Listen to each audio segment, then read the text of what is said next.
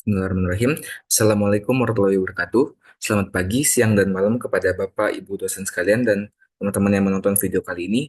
Jadi pada video kali ini saya akan menjelaskan terkait laporan tugas ujian tengah semester mata kuliah pengembangan aplikasi web dan mobile. Dan pada video kali ini saya akan menjelaskan terkait aplikasi virtual lab project yang sudah saya bangun.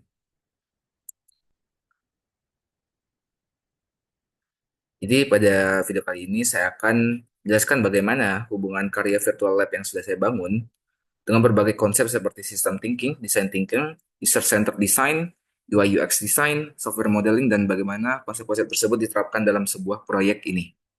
Jadi, yang pertama, kita mulai dari bagian pendahuluan. Pendahuluan ini saya akan menjelaskan apa latar belakang saya mengembangkan aplikasi website ini. Jadi website yang saya bangun bernama FitTrack. FitTrack ini adalah aplikasi penerapan virtual lab project di bidang mata kuliah olahraga. Aplikasi ini dirancang berbasis website dengan memiliki fitur utama untuk menghitung body mass index dari penggunanya. Tujuan utama pembuatan aplikasi ini adalah untuk memberikan efektivitas dan efisiensi pengguna dalam menunjang kesehatan pribadi. Di dalam FitTrack ini akan menyediakan fitur-fitur utama, yakni dengan menghitung body mass index dan memberikan hasil skala yang sesuai perhitungan, serta juga memberikan rekomendasi artikel berita yang relevan untuk meningkatkan pengetahuan pengguna terhadap kesehatan tubuh masing-masing. Jadi, dimulai dari bagian pertama, yaitu penerapan sistem thinking. Pada FitTrack, menerapkan sistem thinking dengan memahami dan merancang elemen-elemen yang saling terhubung untuk menciptakan pengalaman pengguna yang mulus. Terdapat tiga elemen utama yang digunakan dalam merancang fitur untuk menghitung BMI, yakni input data pengguna, pemrosesan data, dan visualisasi hasil. Input data pengguna akan menerima input berupa tiga jenis, yaitu jenis kelamin, tinggi badan, dan berat badan. Setelah itu, jika pengguna sudah menginput data tersebut, penggunanya tinggal mengeklik Calculate BMI untuk melakukan pemrosesan data. Lalu program akan menghitung hasil BMI berdasarkan inputan yang sudah diberikan. Lalu visualisasi hasil berupa skala dan deskripsi akan langsung diberikan di layar pengguna masing-masing. Ketiga elemen utama ini memiliki keterhubungan satu sama lain, karena jika jika tidak ada inputan dari pengguna, maka visualisasi hasil juga tidak akan terjadi, dan pemrosesan data juga akan tidak terjadi. Dan ini adalah diagram alur proses yang akan terjadi pada aplikasi FitTrack ini. Oke. Lalu, bagaimana penerapan design thinking dan user-centered design? Dalam melakukan pendekatan design thinking, terdapat 5 tahapan utama yang akan dilakukan. Yang pertama yaitu empathize. Pada tahapan ini, saya menggunakan teknik observation dan interviews untuk melihat permasalahan dan tantangan yang ada di sekeliling lingkungan yang saya miliki. Lalu, saya melihat bahwa banyak dari masyarakat tidak terlalu peduli terhadap kesehatan masa tubuh yang dimiliki. Bahkan hal tersebut dirasakan oleh teman-teman dekat di sekelilingku yang terkadang malas untuk jalan kaki. Dan jika terdapat kelas di lantai 4, mereka lebih memilih naik lift daripada naik tangga. Dari hasil dari hasil observasi dan interview tersebut, didapatkan bahwa beberapa alasan mereka tidak terlalu peduli terhadap kesehatan masa tubuh adalah karena mereka sudah merasa sehat. Akan tetapi, asumsi diri tersebut kadang keliru sehingga dibutuhkan suatu fasilitas yang dapat memastikan kesehatan diri seseorang. Dari beberapa poin permasalahan di taman sebelumnya tersebut, saya menggunakan teknik brainstorming untuk merancang perkiraan sistem yang dapat membantu permasalahan tersebut. Lalu didapatkan hasil bahwa sistem perhitungan BMI dapat menjadi opsi yang tepat untuk permasalahan yang dihadapi. Body Mass Index atau BMI ini merupakan indikator yang tepat untuk mengkategorikan kesehatan massa tubuh seseorang. Topik ini sudah banyak teruji oleh beberapa pakar dan jurnal, sehingga pemilihan topik BMI ini dapat menjadi pilihan yang sangat tepat untuk dikembangkan.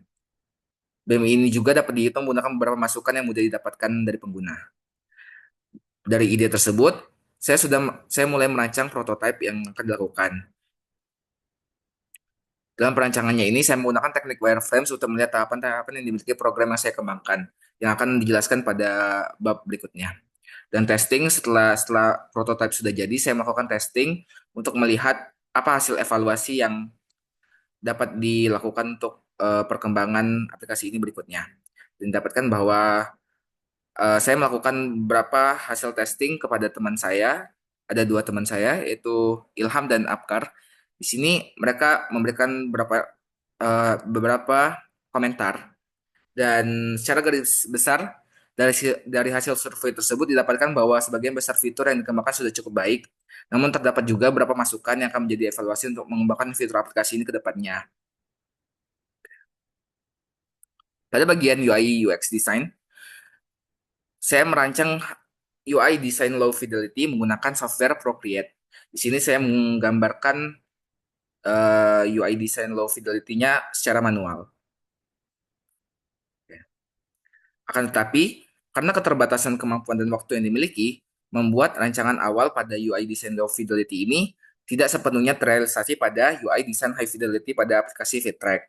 Sehingga hanya beberapa fitur saja yang dikembangkan. Namun secara garis besar, fiturnya tetap sama. Dalam proses pengembangannya ini, ditinjau juga UX design untuk meningkatkan pengalaman pengguna di dalamnya. Ada beberapa poin dalam meninjau UX design ini. Yang pertama yaitu responsivitas. Responsivitas ini berarti aplikasi FitTrack ini sudah mendukung desain yang responsif ketika digunakan di berbagai device dengan ukuran layar yang berbeda. Seperti contoh ketika saya mencoba mengubah ukuran website secara landscape dan portrait, tidak ada tampilan tampilan layar yang diberikan tetap rapi dan terbaca dengan jelas. Yang berarti bagian responsivitas ini sudah berhasil. Yang kedua, penggunaan warna. Pada aplikasi FitTrack ini saya menggunakan dua warna utama, yaitu teal dan soft white dengan kode warna seperti di layar. Warna ini digunakan karena dapat menciptakan suasana yang profesional dan ramah, terutama dalam aspek kesehatan pengguna. Yang ketiga, dari sisi tipografi. Secara garis besar, saya menggunakan tipografi menggunakan font style Poppins sans serif karena saya yakin bahwa font style ini dapat menciptakan karakteristik modernitas, kesederhanaan, dan kejelasan. Selain itu, gaya bahasa yang digunakan dalam aplikasi ini cenderung formal karena meningkatkan nilai profesional yang dimiliki ketika pengguna menggunakan aplikasi ini. Yang keempat, terdapat beberapa elemen interaktif di dalam aplikasi ini.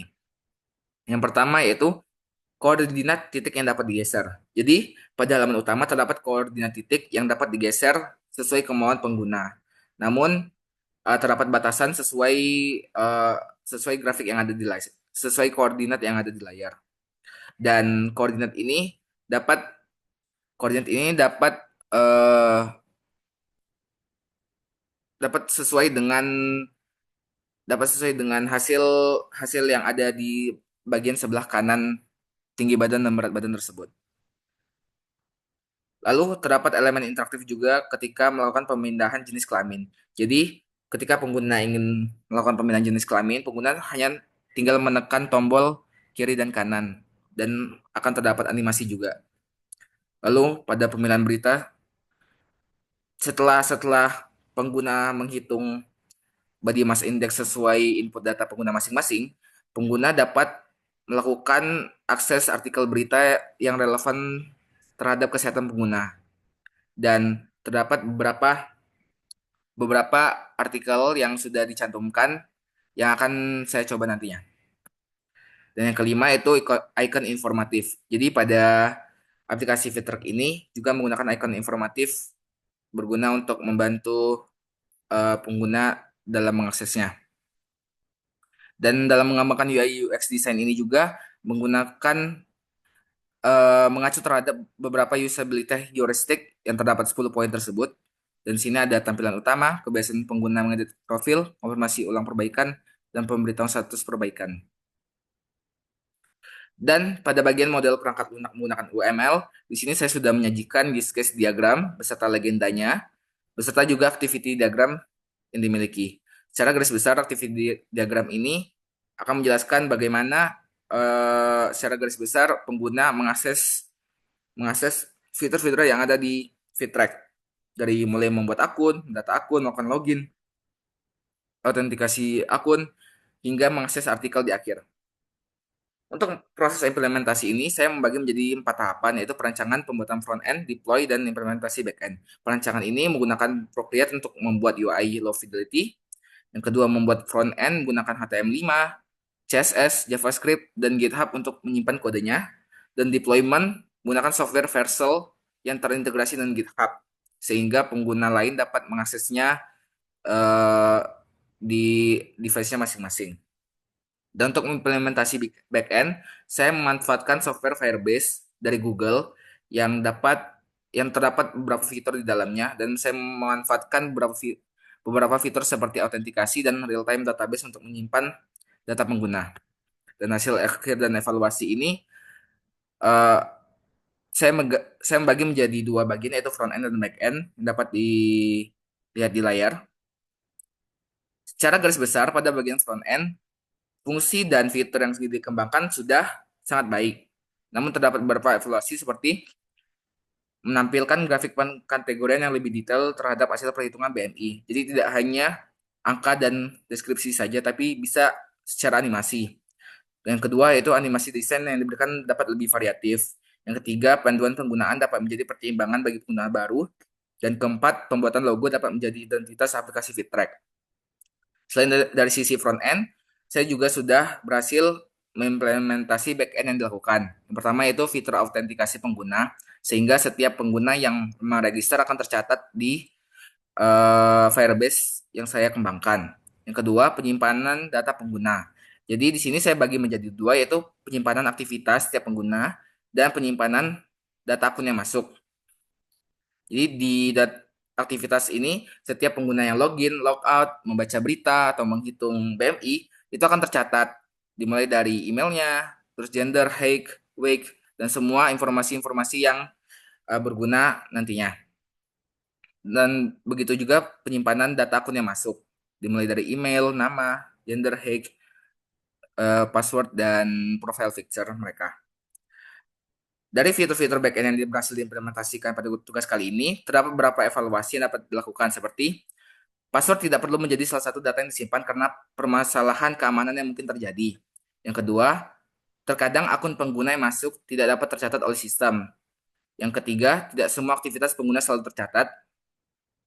Poin kedua dan ketiga ini dapat berasal dari kekurangan kemampuan yang saya miliki karena eh, ketidaksempurnaan kode yang diimplementasikan menjadi terdapat beberapa anomali yang terjadi, sehingga ada beberapa data yang tercatat, ada yang tidak. Yang keempat yaitu saya dapat mengembangkan dengan cara membuat data yang sudah merekap frekuensi akses artikel berita, BM yang dihasilkan, dan informasi penting lainnya. Data-data ini, jika sudah direkap, dapat berguna untuk pengembangan lanjutan terhadap aplikasi. Ya, sekian laporan terhadap tugas virtual lab project kali ini. Berikut ada link kode dan website yang sudah dibangun. Dan ini adalah surat pernyataan penggunaan AI. Pada pada project kali ini, saya menggunakan AI untuk pembuatan teks atau kode, bantuan diskusi dalam penyusunan konten, dan eh, lainnya yaitu membantu debug dari kode yang sudah saya buat.